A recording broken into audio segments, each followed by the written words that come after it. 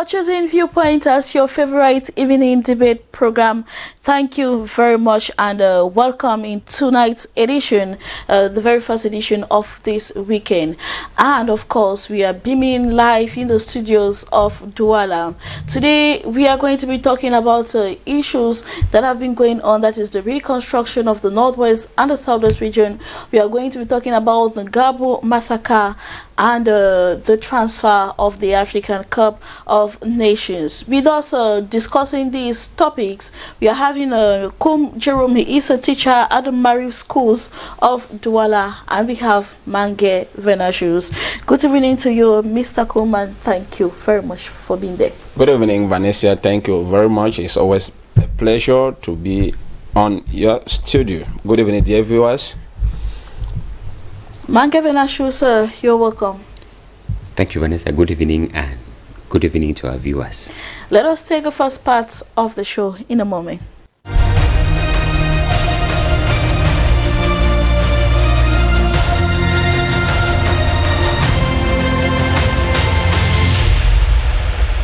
Phase 1 of presidential plan for the Northwest and the Southwest regions to focus on rebuilding 12,000 homes and social cohesion. Is it a right move or a right path? Is it a right move or a right path? I begin with you, Jerome. I think no. No, it is not. Mange Venashus? It is a right move on a wrong path, so no. It is a right move on the wrong path. So we take a no. Question 2. 2 months gone and nothing is happening with the Gabo massacre victims. Another forgotten case. Is it another forgotten case, Jerome, or it is not? Yes or no? It is actually another forgotten case. Another forgotten case. So it's a yes. Mange Venashus? No. No.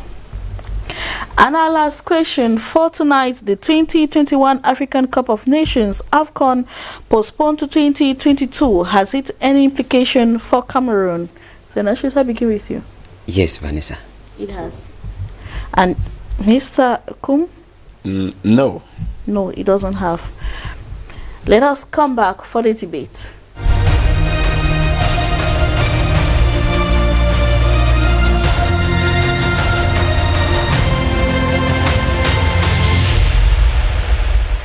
We are asking in our first question if phase 1 of the presidential plan to reconstruct the Northwest and the Southwest region, if it is a right move on the right path.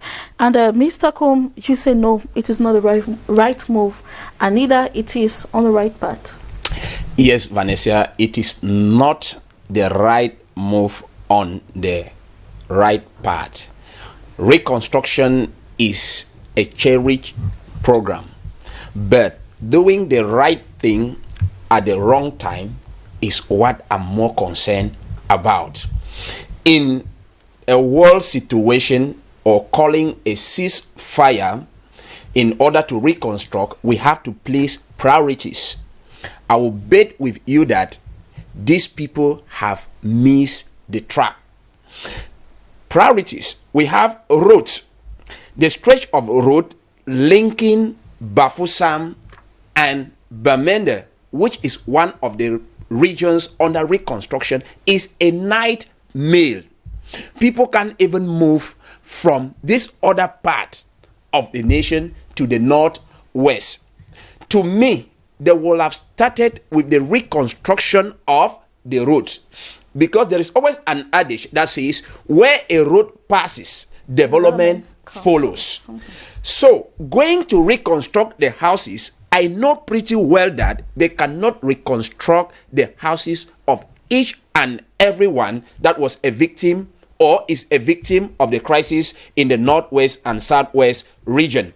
If you take, for example, only the number of houses in Womb Central subdivision, they are outstanding and they may not even satisfy everybody. But if they take projects that concerns like everybody, the road, which is a nightmare, and the authorities know this, will help everyone. Those people who are still on this other side, in quote La Republique, they will find it easier to return home. But now many of them have the ambition, the anxiety to go back home. how will they reach their hometown? This is a misplaced priority. And I repeat and maintain that this so-called reconstruction project is not the right move. Call a ceasefire, dialogue, and ensure that whatsoever I am reconstructing, it is permanent and durable. We still have cases of what? Kidnap, killing, and demanding of ransom still going on in the war zone. What are we reconstructing? If you reconstruct a house today, and in the near future that house is burned down, you are wasting taxpayers' money. We should think and reflect before doing things. So this commission, they are doing the right thing, but at the wrong time. Let them give the people the basic social facilities, the roads, electricity, water, before even coming to houses. So they are doing the right thing at the wrong time. At the wrong time. Thank you very much for bringing clarifications into your point of view. Mangavena Shoes, you say it is a right move on the wrong path. Yes, Vanessa, it is a right move. The idea to rebuild the region is a laudable, initiative. But then the question is, how are they doing the reconstruction project? You know, when the fact-finding and sensitization mission led by Minister Paul Tazong had to begin, because it ends today, when it started in Bamenda, the question we were asking was, what are they finding, what are they looking for? Because when they passed in Bamenda, some 2 weeks ago, destruction continued. The data they collected from Bamenda during their meeting, the 5 days that they've been in Bamenda, is no longer the same. It has changed. So how would they talk of the 12,000 houses that they are going to construct? Is it the 12,000 houses that were destroyed before their meeting, or that were destroyed in the course of their meeting, and probably after their meeting, because the war continues and we don't know for how long it will continue? So I think that when we talk of social cohesion, you know, conventionally, when there is a war, conventionally there's reconstruction after. And reconstruction comes after the war. And when we talk of reconstruction, it is not actually going and building houses as they are saying. We are talking of social cohesion here. Social cohesion here is to convince the people to know that they can still live in their villages, in their towns, in their region peacefully, not what they have been going through. And that is why we've been talking of, looking at the psychological reconstruction of the people. Now they are talking of building houses. What will happen to the fear that we have people from the northwest, people from the southwest, which our elites who are in Yaoundé, they know, and they are part of them. They cannot go back to their villages. In fact, simple me and you may attempt, but we know that those people, we call them elite. If you are an elite, you know what I'm talking about. Most of them are no longer in their constituency. They know it. That's what I mean by they know themselves by their names. If you are an elite, if they call you by your village, you are elite. That you are an elite from the northwest and the southwest region. Automatically, you know that you cannot go to the village.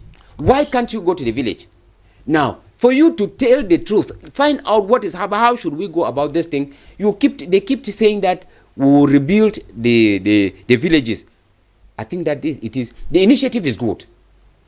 Reconstruction is always when there is destruction. But then the move to reconstruct is the wrong one. It is a good initiative on the wrong path. We should first put an end to the war, like Mr. Kumo was saying. Let's call a ceasefire, put an end to the war, reconstruct the psychology of this population. Because we have people here, when you talk about the village, it is a nightmare, because what they lived through. Vanessa, there was a story of a young boy who left the northwest, came down to Douala, was watching a film, and there were gunshots on the film, on the TV, and the child had to lie down on the floor, because that's the mindset that the child has been living with. So they just know that the sound of a gun means it has started, and you just have to go down to the floor. So we need to rebuild their psychology to know that life has come back to normal, and then we talk of rebuilding the houses. We will build the house. Who will live in the houses? When we talk of building 12,000 houses, we've not heard they are saying that we will meet this number of displaced Cameroonians, this number of displaced Anglophones. We have not heard them talking about meeting them.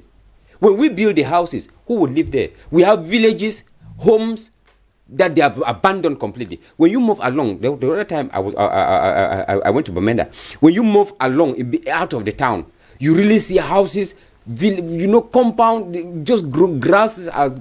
We say the population you just know that are at risk, given that there are still caught between a ceasefire between the military. Of course, for that one we are no more talking about it because the war is still ongoing. Just the fact to convince the people to know that there is peace back in your village, there is peace back in your locality, you can go back. It needs time. That would have been the first priority. They should have undertaken. They should have gone to find out who are these IDPs. We call them internally displaced persons. Why do the commission send to Nigeria and other countries around where we have refugees?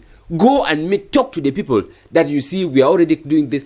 Let the people be convinced and then build their villages and you have the people. If we build the villages without the people, I doubt, like they always say, we are putting the horse before the cart, which would have been, we are putting the cart before the horse, which would have been the horse before the cart, Vanessa. So in this case, I think it is a good initiative on a very wrong footing. On a very wrong footing. All right. Thank you for your viewpoint.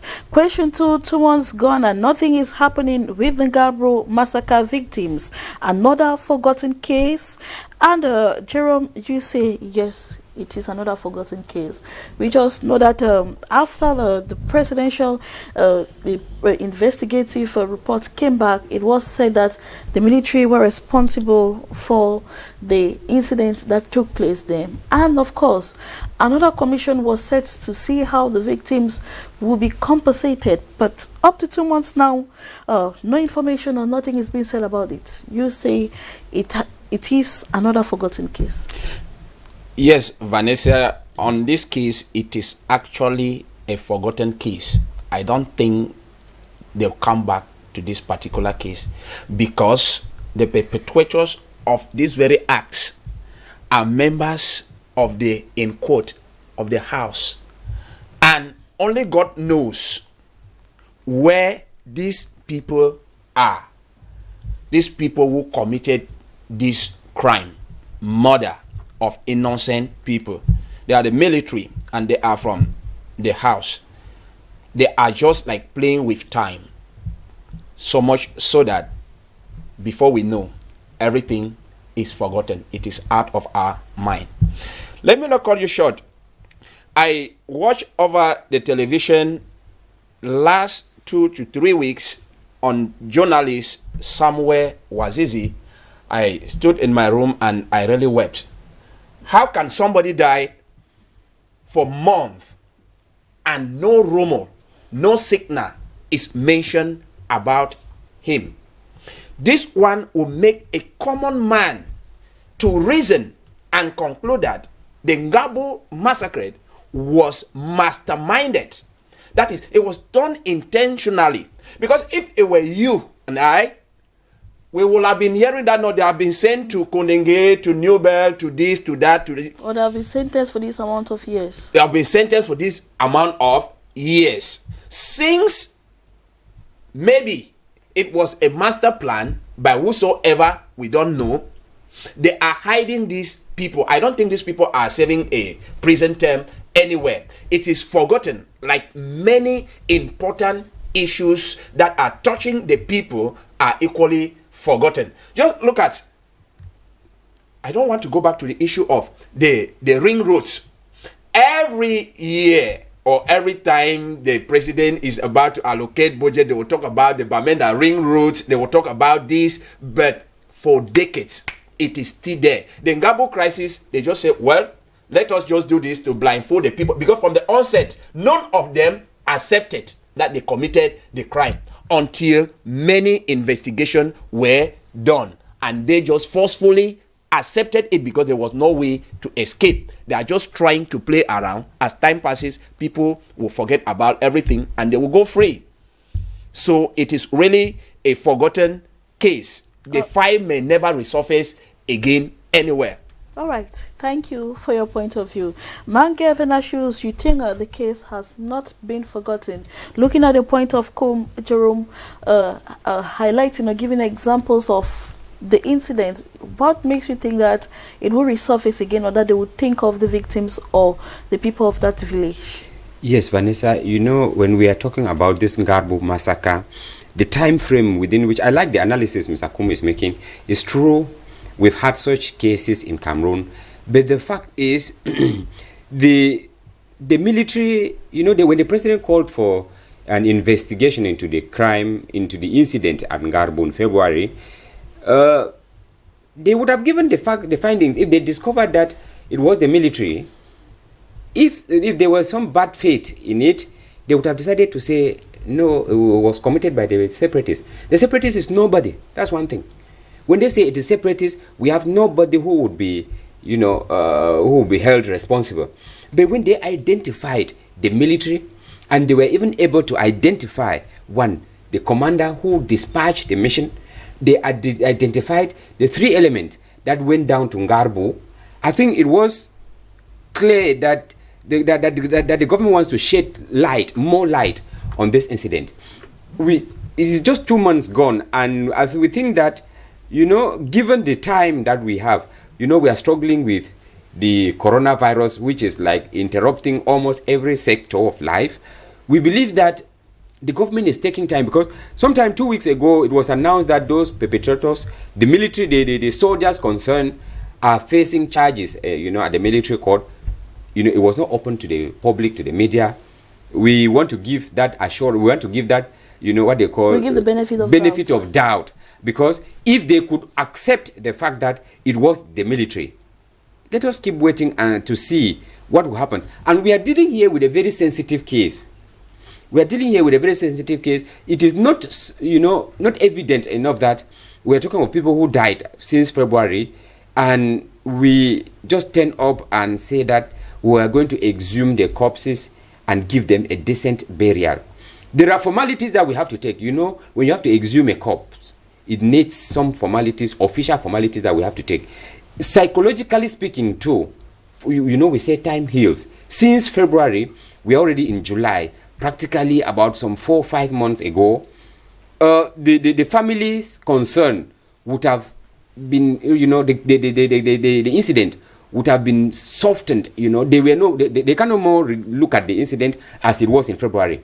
And if we just touch again the incident anyhow, we risk resurfacing, you know, rekindling those memories. I think that the government is still taking time, talk to them, sensitize them, so that they should understand what they want to do before getting into it. We cannot just get up. After that, we bring them again, bring out. It's like we are killing them again for the second time. It's like we are, you know, we are sending that sword again into their souls, into their heart for the second time. So we still need to sensitize them and talk to them so that they should see why they are doing this. And I think that needs to be done. That's what was supposed to be done since Mr. Venatius, so much so that we shouldn't continue like bringing back the pain, the sorrow on these people, because they killed the people and then the families were grieved. Okay, the perpetrators were found. Why not just go ahead, exhume the corpses, give them befitting burial, and then we forget about the whole issue? You bear with me that, Mr. Venatio, if this thing even bear for 1 year, anytime they will be exhuming those corpses, it will create some kind of grief on the people, which will be what? Demoralizing. So what these people are really doing is not pleasing, is not good. So okay, maybe should they have tackled the Ngarbu incidents before coming to the reconstruction of the Northwest and the Southwest region? Exactly. They will have tackled it because it is a sensitive issue. You talk to the family, you console the family, and then you will even use that opportunity to psychologically build them up. When they are psychologically established, they will be ready to welcome any development, any reconstruction, any social cohesion project. It will be feasible and possible. So, Mange Venatius, don't you believe that that would have even been a means to appease those that are demanding their requests to be answered? That would have been, but then, you know, when we are carrying out such type of projects, I don't think that they don't blow it out. You would be surprised to know that, you know, alongside the exhuming of the corpses, there was the government decided to create a military post in that locality. That which is already there. We already have soldiers stationed in Ngarbu. So we believe that the process is ongoing, and with time we will come to, you know, solving, giving them a befitting burial would not necessarily mean exhuming the corpses, putting it down, we can still carry out a memorial service, like when there is like what happened in the Banga Pongo incident. They did not necessarily dug up all the corpses to, we could carry out a funeral service, maybe a day of mourning, and to recognize that, okay, these are Cameroonians who died accidentally. We call it accidentally, and we recognize that they died. I think that will console the family. We will not necessarily, sing that on air, that this, okay, now we are going to exhume the corpses, now we are going to meet the families. I think that's what the state is trying to do. All right, our third topic for discussion in tonight's edition, the 2021 African Cup of Nations postponed to 2022. Has it any implication for Cameroon? And Jerome, do you think that it has no implication? What of all the benefits that Cameroon was supposed to have? The economic income, the social cohesion, and the rest. Good. To me, I see that it doesn't really have an implication on Cameroon. I'm instead seeing it from this other angle, that Cameroon is so fortunate because they are always slow in doing things. So they will take this postponement as what? As an advantage to adequately prepare themselves. Vanessa, you bear with me that if this thing was to be hosted in 2019, it would have been a shock. It would have been a total disgrace. Even 2021, it would have been a total mess up because some of the stadia are still under construction. And hosting the African Cup of Nations, it doesn't only have to do with maybe the stadia across the territory. We have so many other areas like hotels, routes. If you leave Ndokoti to arrive at the Japoma Stadium, you bear with me that we are not even prepared.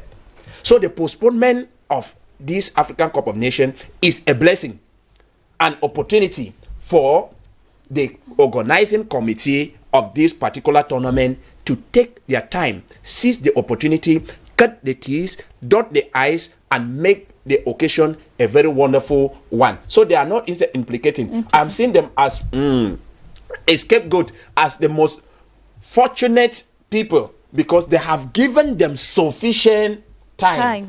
Because despite the ongoing of the coronavirus pandemic and other social distraction, works are still going on. So they will take time now to reconstruct the roads, put on more social facilities that will make our countries fit and ready to host this tournament in a very grand style. That will make the stay of foreigners coming in to feel that Cameroon is a town of friendship. Mange Fenashus, what are the implications? Because you say there are implications in the postponing this Cup of Nations.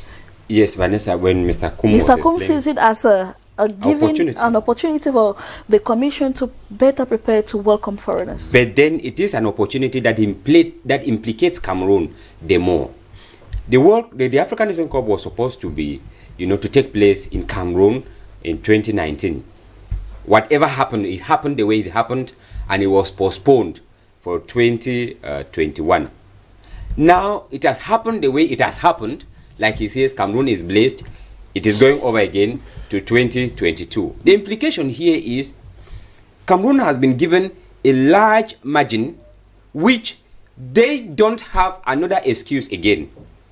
If by 2022 we stand again to say that it happened this way, one bag of cement was 16,000 francs, one trip of sand was 750,000, nobody will ever excuse Cameroon for that. Don't you see that the coronavirus was an added advantage for Cameroon for the African Cup of Nations to be postponed so that they will fully prepare? Because it is an advantage for Cameroon to prepare, to finalize the preparation, but the implication is that it exposes Cameroon the more. For all eyes will now be will focus on Cameroon because we gave you 2 additional years from 2019 to 2021. They could not do anything. We added another year again to 2022, and if by 2022 again we start bringing up and crooking up stories to say that this happened, that they could not host, or that we could not finish the preparations, we have no argument. I think that the postponement is instead putting Cameroon on a very delicate position. because nobody will ever support Cameroon if by 2022 we are not ready. When we talk of ready, it is not the stadium, like he says. The competition does not only take place in the stadium. We have roads, we have hotels, we have hospitals. These are things all the social amenities. Yes, these are things that have to come with hosting, because we are receiving a large number of people that will be coming from far and wide for the competition. So we need to be ready. Keep pushing us again. I know, because from 2022 to 2020, from 2021 to 2022, it means we still have practically 2 more years again. That we left. We had another 2 more years from 2019 to 2021.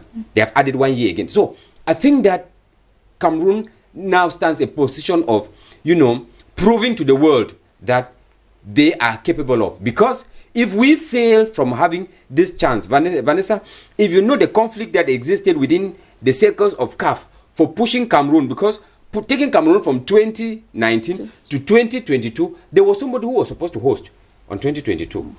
On 2021. Yes. Now they pushed it ahead, and all the classification that was already done had to suffer the push it backward. Now, because of Cameroon, all these adjustments were made, and then coronavirus came added. They have added the adjustments again, where they have gone further, and then by 2022, Cameroon will stand again to say that they have not completed. No one will stand to forgive Cameroon. And then the last implication to it is it has spared Cameroon.